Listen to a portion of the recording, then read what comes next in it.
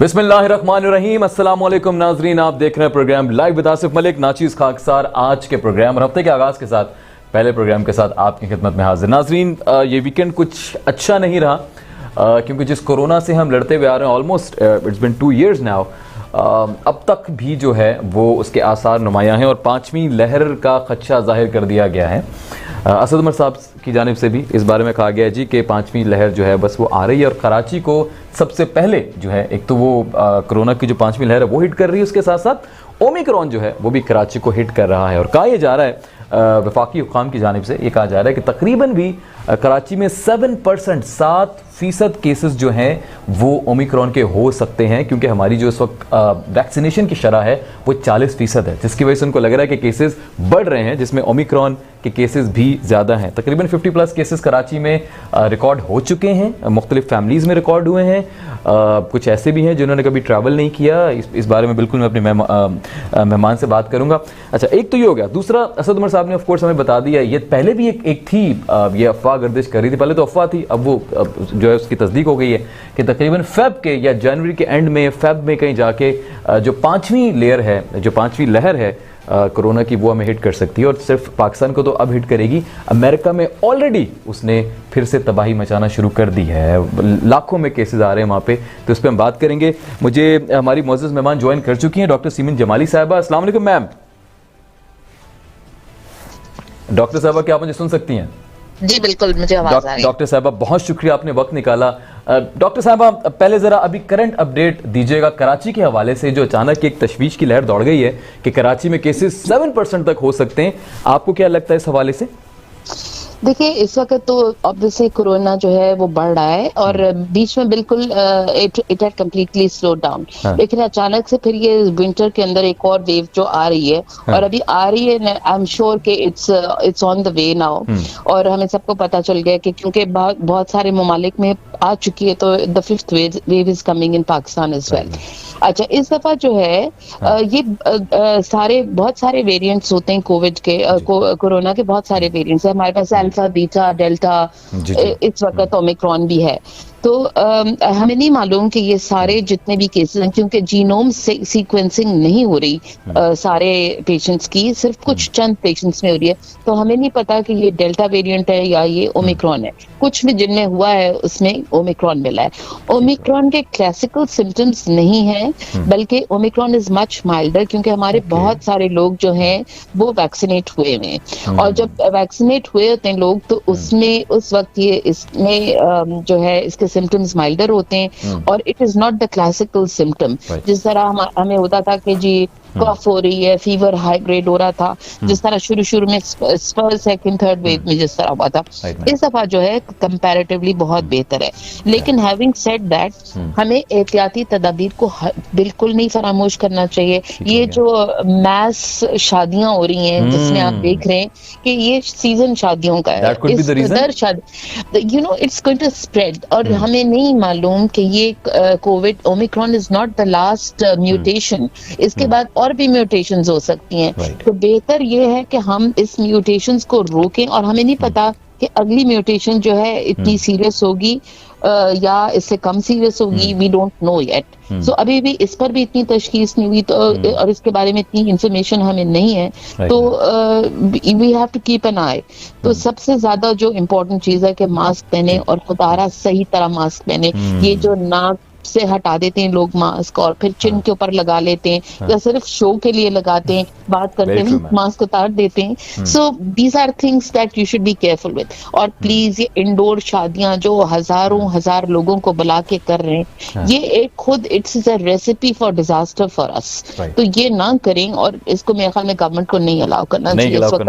आप एक्सपेक्ट कर रही हैं कुछ पाबंदियां लगेंगी या लग सकती हैं, इस बारे में कुछ राय रखती हैं?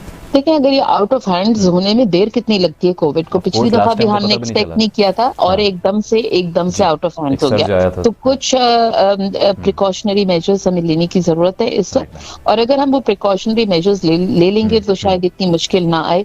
अदरवाइज पाबंदियां लग सकती हैं। स्कूल्स में सबसे ज्यादा मुझे स्कूल्स में बड़ी तशवीश है कि स्कूल्स को खोल तो दिया है, बेशक बच्चों का बड़ा नुकसान हुआ है पिछले 2 साल में, लेकिन बच्चों की जान से ज्यादा वो नहीं है, और बच्चों को ज्यादा अकल नहीं होती है, छोटे बच्चे होते हैं, they don't wear their mask properly. और अब जी बिल्कुल, एंड देन यू नो एक से दूसरे को लग जाता है।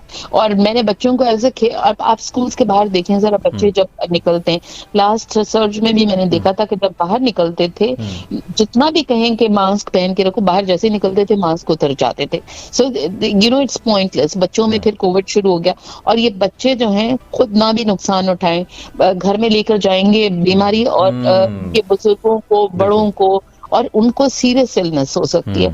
So that is why I think schools को इस वक्त थोड़ा सा हॉल्ट करना चाहिए था, and we should wait and see how things proceed. Ma'am, ये फिफ्थ लेयर क्या कहेंगे आप, वेव कहेंगे आप, फिफ्थ वेव के बारे में ये जो बड़ा कंफर्म हो गया कि फिफ्थ वेव ने आना है, ये इंटरनेशनली भी जरा बताइएगा कितनी खतरनाक साबित हो सकती है। अमेरिका में ऑलरेडी अभी से इसके एक असरात नजर आने लग गए हैं, हमारे रीजन में कहाँ कहाँ पे ये हिट कर सकती है, और ये सर्दियों में ही क्यों हिट कर रही है ma'am?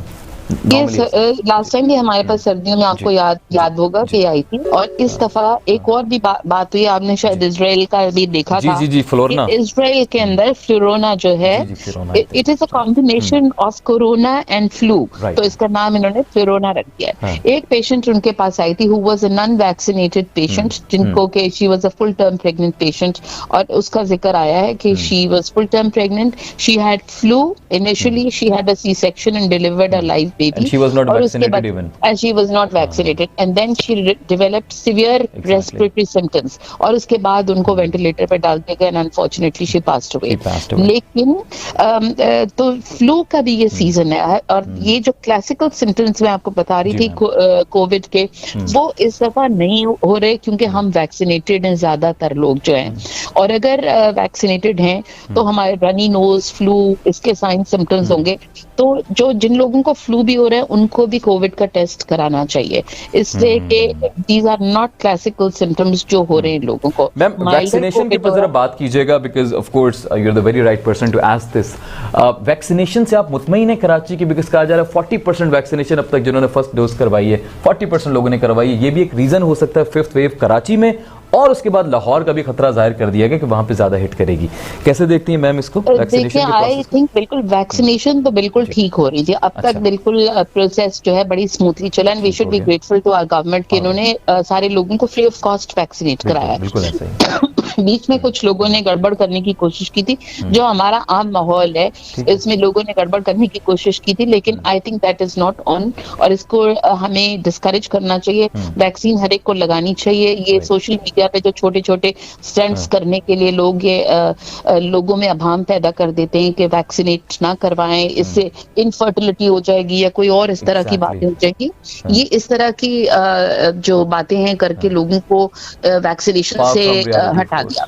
Ji, so I think vaccination is very very important. जिन लोगों को 2 वैक्सीन लगी हैं पहले, चाहे कोई भी वैक्सीन लगी, चाइनीज वैक्सीन है, रशियन वैक्सीन है, या कोई भी और वैक्सीन लगी है, उनको थर्ड बूस्टर अगर उनको 6 महीने हो चुके हैं सेकंड वैक्सीन के डोज को लगे को, तो 30 साल से बड़ी उम्र के लोगों को इस वक्त एनसीओसी ने अलाउ कर दिया है कि उनको आप बूस्टर लगवाएं, which should be most likely what they should take is the RNA vaccine, जो कि फाइजर या मॉडर्ना के नाम से आती है। और दूसरी बात यह है कि these people, any person who is immune compromise, जैसे कोई लिवर ट्रांसप्लांट हुआ हो, किडनी ट्रांसप्लांट हुआ हो, कैंसर के मरीज हो, और कोई ऑटो इम्यून डिसऑर्डर हो, वो सब लोगों को भी, उनको बल्कि चौथा डोज भी लगना चाहिए, because this is internationally indicated कि people who are immune compromised must get 4 vaccines. But anyway, at the moment the government of Pakistan has allowed 3 vaccines, यानी कि एक बूस्टर अलाउ कर दिया 30 साल से बड़ी उम्र के लोगों को, और अगर और इम्यूनिटी के प्रॉब्लम्स हों लोगों को, इससे कुव्वत मुदाफियत जो है लोगों की बढ़ जाती है थर्ड बूस्टर से, और definitely it will you know हमारे यहाँ लोगों को कम कोविड होगा। और दूसरा ये कि ये क्योंकि सिम्टम्स माइल्डर हो गए, तो एक तरह से कुछ ना कुछ हर्ड इम्यूनिटी भी लोगों में पैदा हो रही है और हो जाएगी इंशाल्लाह, ताकि फिर जो है it from an epidemic it becomes endemic, just like flu or something like that. Ma'am, you're a very prominent name, mashallah. You've served your whole life. Last में क्या आवाम से आप अपील करना चाहेंगी, because people might listen to you, I believe people might listen to you, so क्या कहना चाहेंगी आवाम से मैम? एक्चुअली तो मेरा उनको एक खास पैगाम है, और वो ये कि आप SOPs पर को फॉलो करें, मेहरबानी करके मास्क लगाइए, क्योंकि ये अपने लिए और दूसरों के लिए भी फायदेमंद है, और अपने आप को वैक्सीनेट करवाइए। ये सिर्फ यही तरीका है जिससे हम इस मूजी बीमारी से बच सकते हैं। ठीक हो गया ma'am, thank you so much for your time. It was always, of course it's always a pleasure talking to you, and it was a great session. आपने सुना कि किस तरह से ये खतरनाक साबित हो सकता है और साबित हो रहा है। नाज़रीन, यहाँ पे एक छोटा सा ब्रेक है, और ब्रेक से वापस आने के बाद फिर ऑफ कोर्स आज का जो मौजू है उसकी तरफ बढ़े। हम चाह रहे थे कोरोना को पहले कवर कर लें, हफ्ते का आगाज़ है, क्या सिलसिला है, साथ साथ आपको अपडेटेड रखते रहेंगे, लेकिन आज का जो मौजू है उसकी तरफ बढ़ेंगे। लेकिन छोटे से ब्रेक के बाद कहीं मत जाएगा, देखते रहिए स्टार न्यूज़ पाकिस्तान।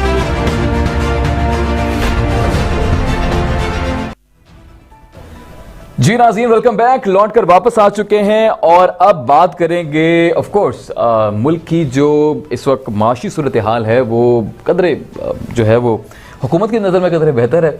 बाकी आप किसी से पूछ लें तो जी तबाह हो गया, मुल्क बर्बाद हो गया, बिल्कुल फना होने वाला, ये वाली सूरत हाल है इस वक्त। जिस तरह की हम बातें सुन रहे होते हैं, आप भी सुनते होंगे, कभी प्रेस कॉन्फ्रेंस, कभी कहाँ पे किसका कोई बयान आ जाता है। अब आज बात करेंगे इस हवाले से। FBR ने भी 2019 के हवाले से तमाम गोशवारे जो हैं पॉलिटिशियंस के, उनको रिलीज़ किया है, जिसमें तमाम बड़े पार्टी लीडरान से लेकर जितने भी हमारे वुज़रा हैं, सूबाई वुज़रा और दीगर जितने भी नाम हैं, उन सब के बारे में बताया गया कि उन्होंने कितना टैक्स दिया और क्या। इस पर बात करूँगा। इसके अलावा जी इमरान खान साहब ने एक बात की है कि सब्जियाँ बेचने से जो है वो तरक्की नहीं होती, वो डॉलर बेहतर नहीं, रुपया बेहतर नहीं होता।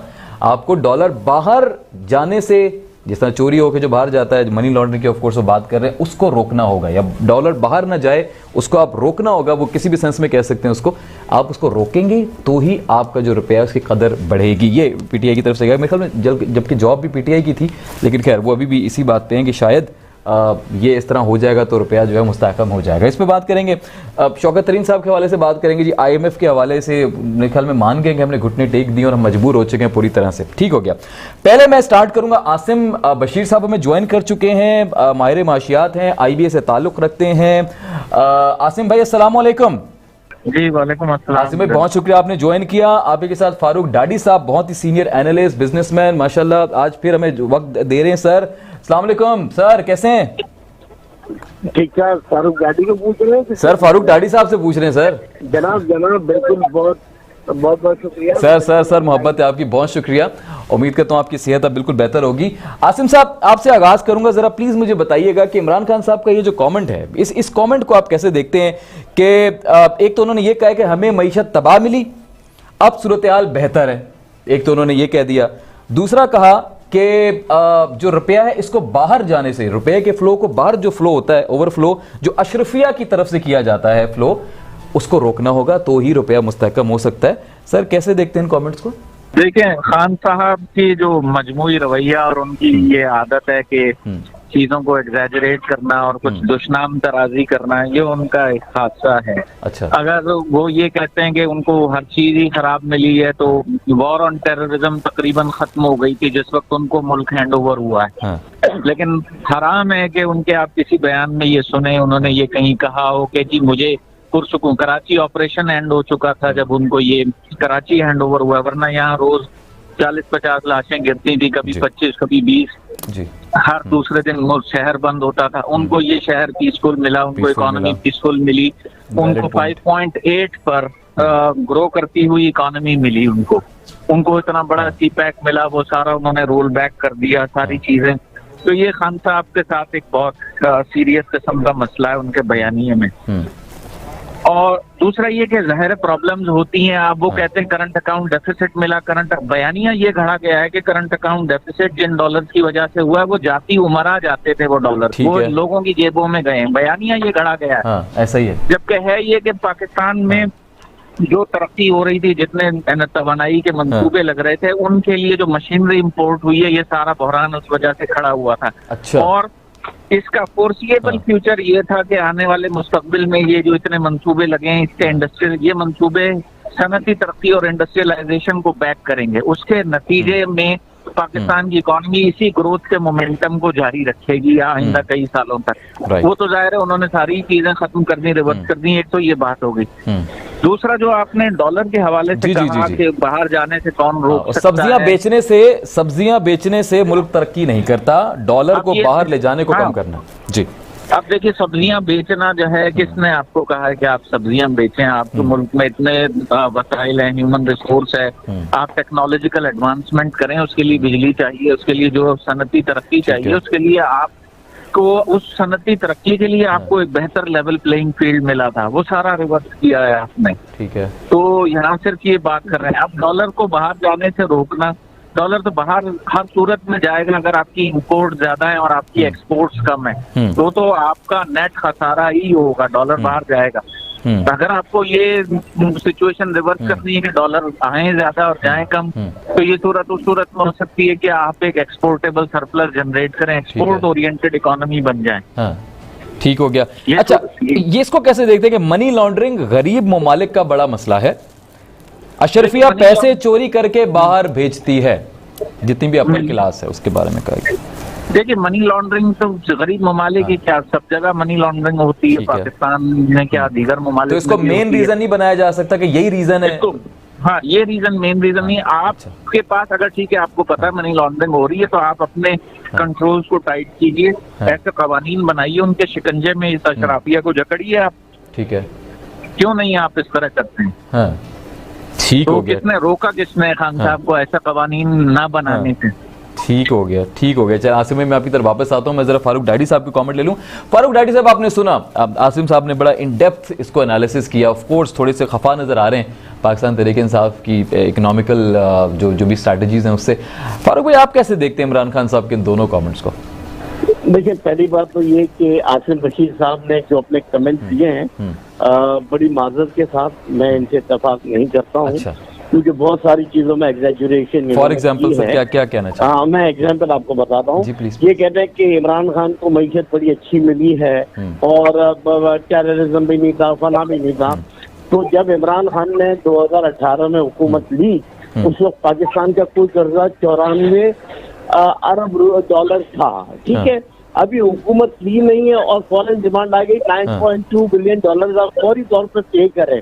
आपके खजाने में 7.5 से 8 अरब डॉलर नवाज शरीफ साहब छोड़ के गए थे। अच्छा। जबकि आपने देखा कि 2008 तक पाकिस्तान का जो कुल कर्जा था 34 अरब डॉलर था और ये मुस्लिम लीग और पीपल्स पार्टी ने मिल के सिर्फ 10 साल के अंदर 5 अरब डॉलर लेके 94 अरब डॉलर तक ये कर्जा पहुंचा दिया। ठीक है। और जब इमरान हुकूमत दे रहे हैं तो 9.2 का वो आ गया।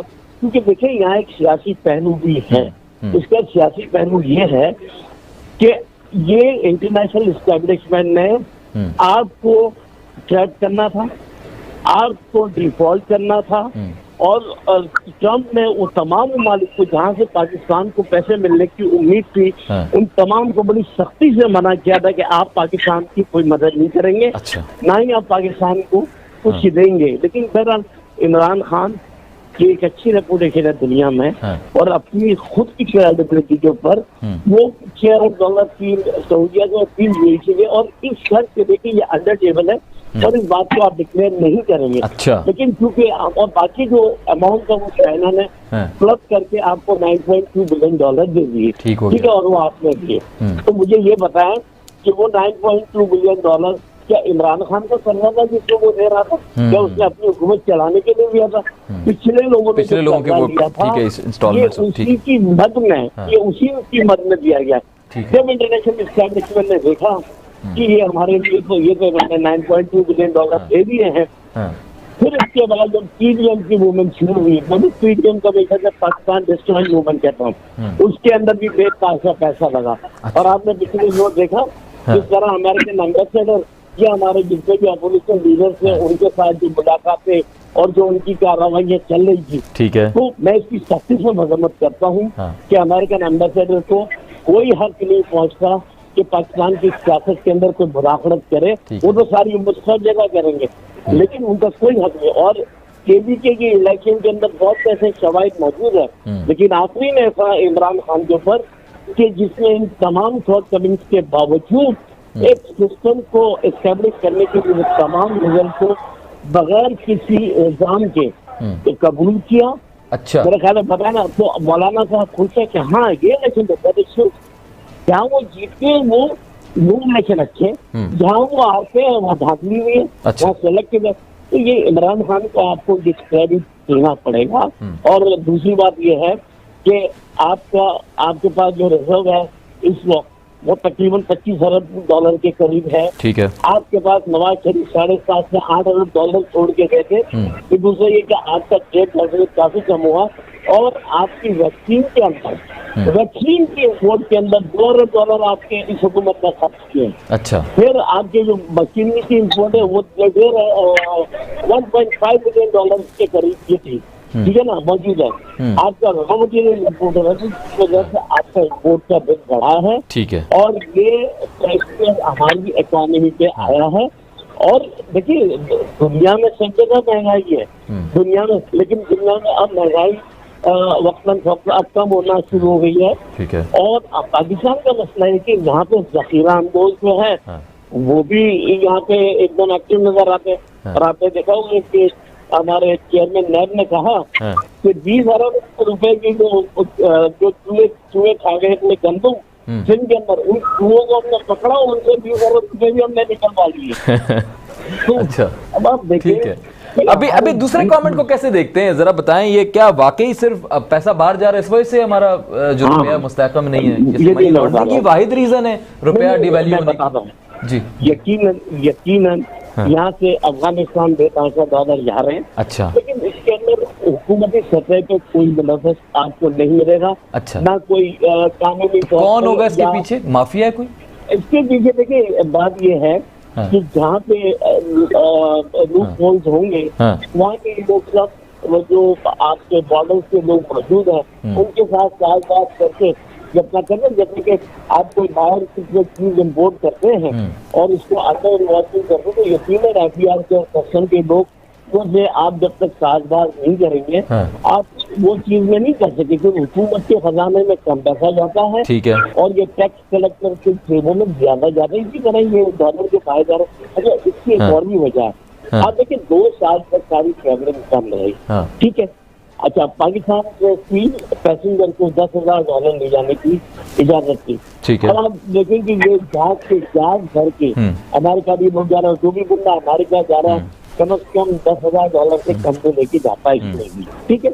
और अगर वो यूएई जा रहे तो ये भी 7-6-10,000 लेके जा ही रहा है। तो ये भी ये सारी चीजें अपने साथ आई। वरना आप देखें कि जितनी अच्छी तरह से कोविड के अंदर उस हालात में पाकिस्तान की हुकूमत ने जिस तरीके से, उसमें हमारी इकोनॉमी अच्छी हुई, हमारी इकोनॉमी बढ़ी 3.9% हमारा GDP रेशो बढ़ा। और ये मैं नहीं कह रहा हूँ, ये डॉक्टर हफीज साहब भी यही तो कबूल कर रहे हैं। चले सर, वो तो सही है, लेकिन ये जो ओवरफ्लो है, ये जो आप आउटफ्लो कह लें आप इसका डॉलर्स का, इसको रोका कैसे जा सकता है? क्या करें? इमरान खान साहब कुछ नहीं कर सकते क्या? लेकिन मैं बता रहा हूँ इसका। देखिए इसमें 2-3 तरीके हैं। एक तो ये अफगानिस्तान आपके $मिलियन डॉलर जा रहे हैं, ठीक है। ये सर अब तो बाढ़ लग गई है, बॉर्डर बंद हो गया है, अच्छी खासी सिक्योरिटी है, अब भी जा रहे हैं। देखिए वो फिर भी जा रहे हैं, वो रास्ते कोई बंद नहीं होते। हम पूरी गाड़ी उखाड़ के लेके जा रहे हैं। हमने, आप देखें कि हमने इतनी बड़ी कुर्बानी दी अफगानिस्तान के लिए। आज भी इमरान खान ने 57 ममालिक की कॉन्फ्रेंस की, तो वो किसके? अफगानिस्तान की बेहतरी के लिए। ठीक है। लेकिन अफगानिस्तान की तालिबान के अंदर ऐसे अवामिल मौजूद है जिनको बाकायदी तौर पे बैरूनी ममालिक से मिलती है और वो बॉर्डर पे हंगामा रहे करते, क्योंकि उनकी अपनी हुकूमत के कंट्रोल में नहीं है। ठीक हो गया। लेकिन पाकिस्तान की सदर का पैमाना ठीक हो गया, अपनी जगह मौजूद है। फारूक साहब, मैं आपकी तरफ वापस आता हूँ, मैं बिल्कुल आपकी तरफ वापस आता हूँ। आसिम भाई, जी आसिम, एक तो आपने पूरा इन डिटेल सुना, उनका पूरा मौकफ, आप उस पर अगर बात करना चाहें तो कर लीजिएगा। दूसरा, मुझे आपसे एक और चीज जाननी है IMF के हवाले से, वेरी वेरी क्रूशियल पॉइंट जिस पे मुझे बात करनी है। शौकत तरीन साहब क्या कहते हैं, पहले जरा मैं आपको बता देता हूँ, सबको बता देते हैं। उन्होंने कहा जी कि IMF इस बार बहुत सख्ती से देख रहा है, चीजें मजबूरन करनी पड़ी हैं, मतलब कई चीजें, जिसमें सबसे पहले उन्होंने कहा जी पेट्रोलियम लेवी जो लगाया गया मजबूरी थी, मैंने तो सेल्स टैक्स 0 कर दिया था, वो तो IMF के कहने के ऊपर मुझे जो है वो लेवी लगानी पड़ेगी। फिर उन्होंने कहा जी कि IMF का रवैया हमारे साथ सख्त था, मार्च में उनसे पैसे ले चुके हैं, हम क्या करें? कैसे देखते हैं सर ये IMF की सूरत हाल को? अब तो मिनी बजट भी आ गया और 12 जनवरी को अब एक मीटिंग भी होने वाली, इस पर भी जरा बात कीजिएगा। ये असल में 12 जनवरी को जो है IMF के बोर्ड ऑफ गवर्नर्स का इजलास है। ठीक है। उसमें पाकिस्तान की ये जो ट्रांश है $1 बिलियन की, ये अप्रूव होनी है। इसके अप्रूवल के लिए ये शराइत IMF ने रखे हैं। ठीक है कि आप टैक्सेस लगाइए। देखिए IMF से तो जो बात है वो IMF की बात है, लेकिन हमें जो सुनहरे ख्वाब PTI ने और खान साहब ने दिखाए थे, अच्छा, उन्होंने कहा था कि मैं पहले साल में 8,000 अरब रुपए जमा करके बताऊंगा। मुझे पता है वो तो कोरोना आ गया ना, वो तो कोरोना नहीं, पहले साल में तो नहीं आया ना कोरोना। कोरोना तो पहले उनके पास तो वैलिड रीजन है कोरोना का, कोरोना है। कोरोना 2020 में आया है। देखिए कोरोना चाइना में 2019 के दिसंबर में आया, हमारे पास मार्च 2020 में आया। उससे पहले ही इकोनॉमिक ग्रोथ नेगेटिव हो गई थी। ये इसको डिनाई नहीं किया जा सकता वो क्यों हो गई थी। अच्छा, चीनी और ये जो प्राइसेस हैं, माफिया ने जो होल्डिंग की हुई है, ये सब इनकी नाक के नीचे हुआ। तो ये गवर्नेंस के मसाइल हैं, इनसे आप सर पे नजर नहीं कर सकते। IMF की जो सबसे बड़ी प्रॉब्लम है, जैसे ये डील नहीं कर पा रहे, IMF के कहने से ये इनडायरेक्ट टैक्सेशन कर रहे हैं। अब उसका इन्हें दो एतबार से फायदा इन्हें खुद भी होता है। जाहिर है कि जब आप सेल्स टैक्स बढ़ाते हैं अशिया पर, तो आपकी टैक्स कलेक्शन बिना किसी एफर्ट के बढ़ जाती है खामखा। तो ये हर गवर्नमेंट ये चाहती है उसका टैक्स का नंबर बढ़ जाए, लेकिन वो टैक्स का नंबर उनकी अपनी एफर्ट से नहीं बढ़ा, वो प्राइसेस का इफेक्ट है। तो इसी तरह एक्सपोर्ट्स में वॉल्यूम का इफेक्ट नहीं है, वो डिवैल्यूएशन और प्राइसेस का इफेक्ट ज्यादा डोमिनेंट है एक्सपोर्ट बढ़ने में भी। ठीक है। तो अगर आप किसी टेक्निकल किसी भी जो इस चीज को समझते हैं उनसे बात करेंगे, वो आपको बता सकते हैं कि वॉल्यूम का इफेक्ट कितना है और प्राइसेस का कितना। ओके, ठीक हो गया। तो इन रियल टर्म्स अगर आपको एक्सपोर्ट बढ़ानी है तो इसके दो रास्ते हैं। आपको एक्सपोर्ट डाइवर्सिफाई करनी पड़ेंगी अपनी प्रोडक्ट बास्केट को, और दूसरा अपनी मार्केट्स को डाइवर्सिफाई करना पड़ेगा। ये दोनों चीजें किए बगैर एक्सपोर्ट बढ़ नहीं सकती। अच्छा, आपकी जो कुल एक्सपोर्ट है मजमूई तौर पर, इनका 80% सिर्फ 4 चीजों से आता है: cotton, rice, leather and sports goods. ठीक है। ये 4 चीजें 80%, और ये पिछले 20-25 सालों से ऐसा ही ट्रेंड है। ठीक हो गया। IMF को आप क्या देख रहे हैं? IMF क्या एक्सपेक्ट कर रहा है सर हमसे? और 12 जनवरी की मीटिंग में क्या होने वाला? अब तो इम्प्लीमेंट कर दिया, तो मिल जाएगा हमें 1 बिलियन अब, या अभी भी कुछ राहत बाकी है आपके ख्याल में? IMF का तो देखिए ये उसूल है, IMF जब आपको पैसे देता है तो उनका एक बहुत ही कस्टमाइज का प्रोग्राम है, स्ट्रक्चरल एडजस्टमेंट प्रोग्राम। हमारे साथ ज्यादा सख्त हो गए हैं शौकत अली साहब थोड़े से? नहीं, IMF आपके पास मल्टीपल ऑप्शंस रखते हैं, जिसमें से एक ऑप्शन ये होता है कि आप अपना टैक्स बेस ब्रॉड कीजिए, जो टैक्स नेट के अंदर नहीं है, अनडॉक्यूमेंटेड इकोनॉमी को डॉक्यूमेंट कीजिए। अगर आप चूंकि ये नहीं कर पा रहे हैं, बार बार IMF की तंबीह के बावजूद नहीं कर पा रहे, तो फिर वो कहते हैं कि अदर ऑप्शन ये है कि GST बढ़ा दें। अब वो असल काम तो कर नहीं पा रहे, जो कि इनके मैनिफेस्टो का हिस्सा भी है, जो खान साहब का दावा और वादा भी है, मैनिफेस्टो का हिस्सा भी है, और IMF भी कहता है। वो तो नहीं कर पा रहे हैं, तो फिर वो ये दूसरे ऑप्शन पर जाते हैं, GST बढ़ाए जा रहे हैं। Right sir. या पेट्रोल प्राइस बढ़ा रहे हैं जी मुस्तकिल। तो ये पेट्रोल प्राइस बढ़ाने के पीछे भी लॉजिक ये है कि कौमी खजाने में ज्यादा पैसे आ जाएंगे, बज़ाहिर इसका इफेक्ट ऑफसेट हो जाएगा, कौमी खजाने में जो पैसे आएंगे उतना। अच्छा, मजे की बात हुई आसिम साहब, मजे की बात हुई है अभी वो इनको तजवीज दी गई थी 3 रुपए कुछ की, बढ़ा 4 रुपए कुछ दिए। जी, ये तो सिलसिला चलता रहता है। ये मैं फारूक डाडी साहब आपकी तरफ आता हूँ, ये एक तो इस पे बात कीजिएगा। तजवीज 3 की मिली, आगे से आवाम को नए साल का तोहफा 4 रुपए मिल गया। फिर IMF के 12 जनवरी को मीटिंग होने वाली है, क्या सब इम्प्लीमेंट हो चुका या कुछ बाकी है जो अभी करना बाकी है मिनी बजट के बाद भी? देखिए, इस वक्त IMF का और फैटर्स का माशी पहलू के अलावा इसका जो है सियासी पहलू भी मौजूद है। सियासी पहलू, ठीक है ना? जी जनाब, सियासी पहलू। इसकी बुनियादी वजह यह है कि अगर वो सबसे ज्यादा क्या चीज देखी जाती है कि हमारी टैक्स की कलेक्शन क्या है। इस वक्त हमारी टैक्स की कलेक्शन 6100। अभी मैंने रिक्वेस्ट की है टैक्स कलेक्शन के हवाले से हमें ज्वाइन करें, सर को ज्वाइन कर लेते हैं, उनसे बात करता हूँ। जी कंटिन्यू करें। तो आपने 350 अरब को अपने टारगेट से ज्यादा अचीव किए हैं, और मैं हमेशा अपने प्रोग्राम में ये बात कहता हूँ कि जितना पैसा FBR अब हुकूमत के खजाने में जमा कराता है, उससे ज्यादा पैसा टैक्स कलेक्टर अपने घरों को लेके जाते हैं। ठीक है ना? और यही FBR जो है हमारे मुल्क के बजट में 60% कंट्रीब्यूट करते हैं, फर्स्ट 60%। और पहले ये होता था कि there was a leakage of revenue within FBR itself was around 60%। अब मुझे बताएं, जिस जो इदारा मुल्क के बजट में 60% कंट्रीब्यूट कर रहा हो और उसी की इदारे की कलेक्शन के अंदर लीकेज ऑफ रेवेन्यू 60% से ज्यादा हो, तो आपकी इकोनॉमी कभी जिंदगी में तरक्की कर ही नहीं सकती, ना स्टेबल हो सकती है।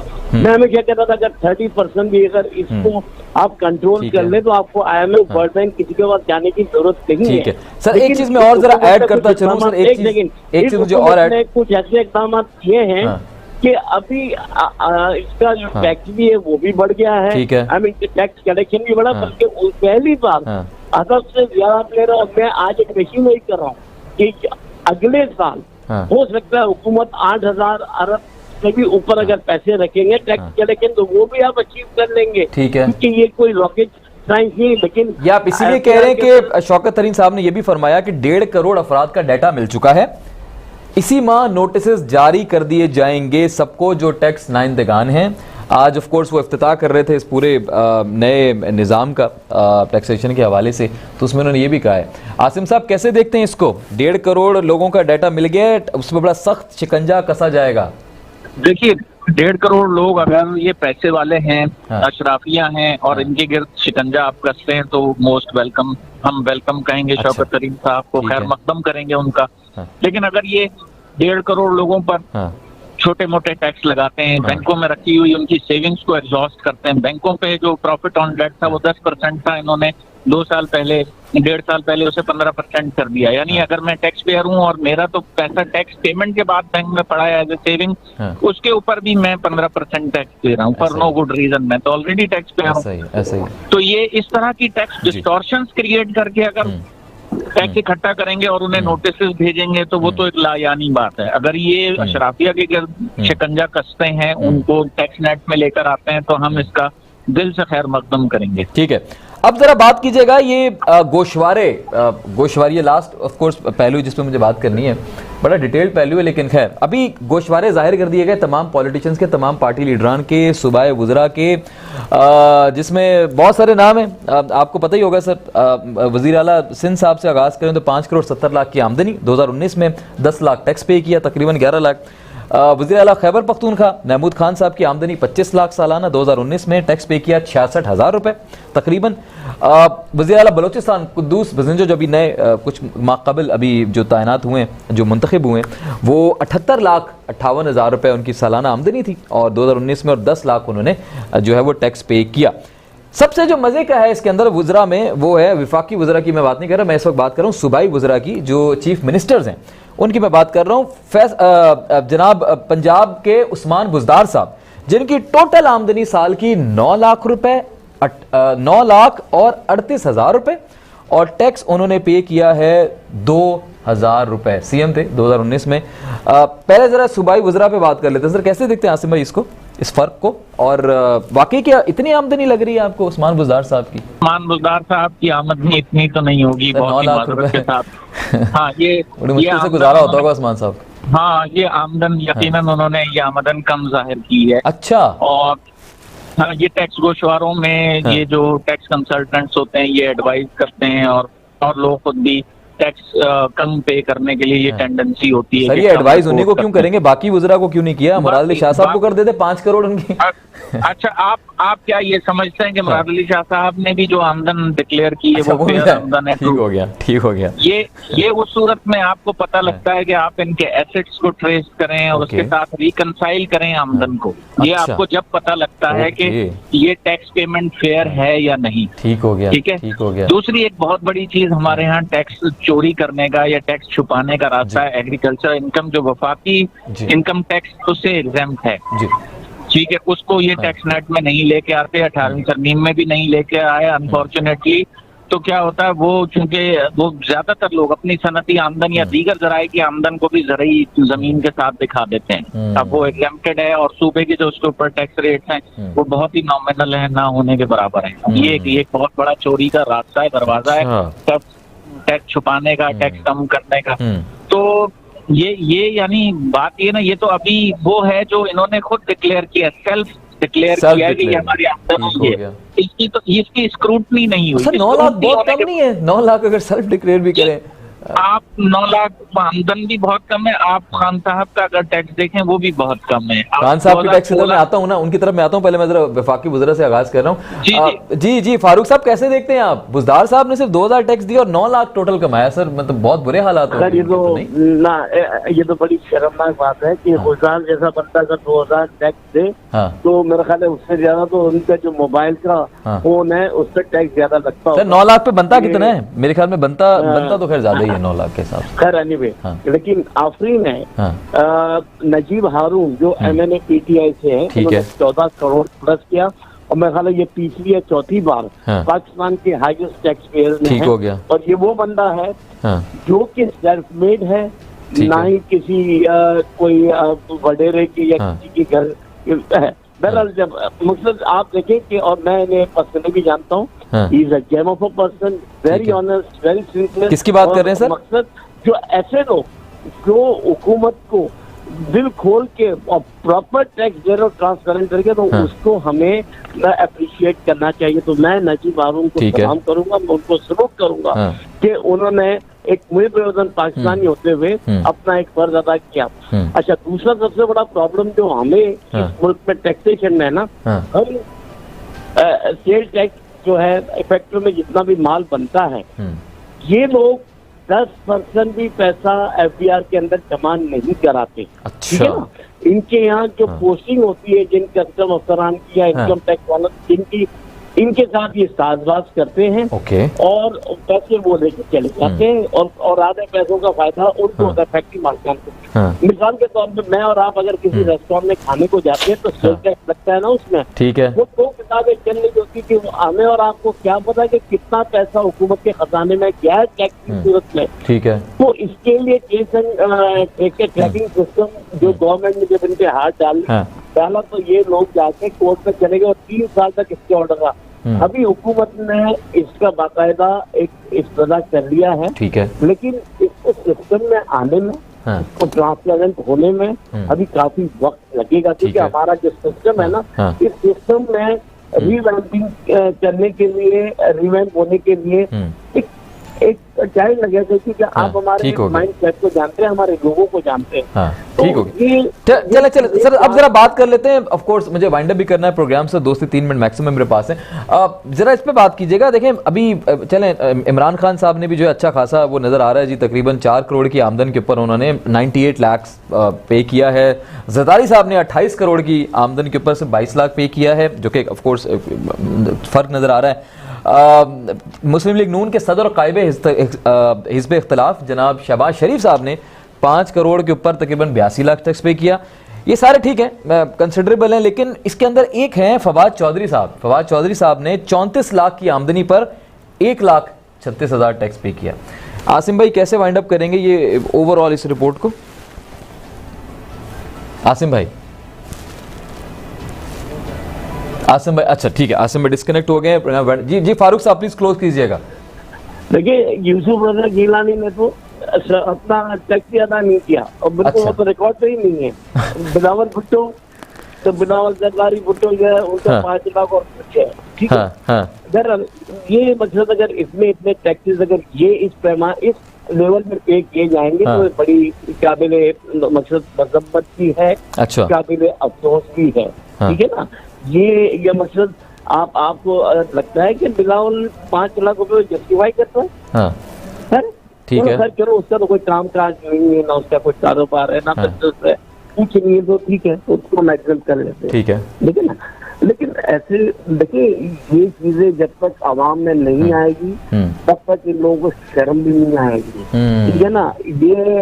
ये चीजें इस तरह आप अपने मीडिया पे उजागर करते रहेंगे तो लोगों को इनके बारे में पता चलेगा। ठीक है, और शिकंजा सख्त भी होना चाहिए बिल्कुल होना चाहिए। सही कह रहे हैं शौकत तरीन साहब, ये तो हम बहुत प्लीज हो गए शिकंजा। और टैक्स नेट में ज्यादा से ज्यादा लोगों को लेकर आए, बंदा एनपीएन नंबर है नहीं और 4 करोड़ की गाड़ी लेके घूम रहा होता है। Very true, very true. ठीक हो गया। अशरफिया हो चाहे जो भी, उनको टैक्स ज़मरे में आना चाहिए। बहुत शुक्रिया फारूक डाडी साहब, आपने वक्त दिया, इन डिटेल आपने बात की, बड़ा मज़ा है मुझे आज की डिस्कशन में।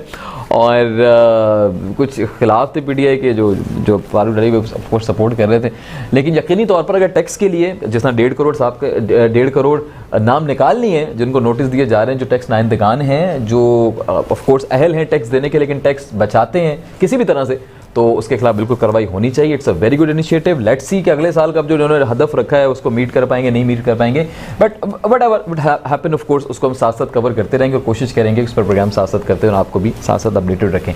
आज के लिए इतना ही। इंशाल्लाह कल आपसे होगी मुलाकात रात 10 बजे। तब तक के लिए अपना बहुत ख्याल रखिए। आसिफ मलिक को इजाज़त दीजिए। फी अमानिल्लाह। पाकिस्तान जिंदाबाद।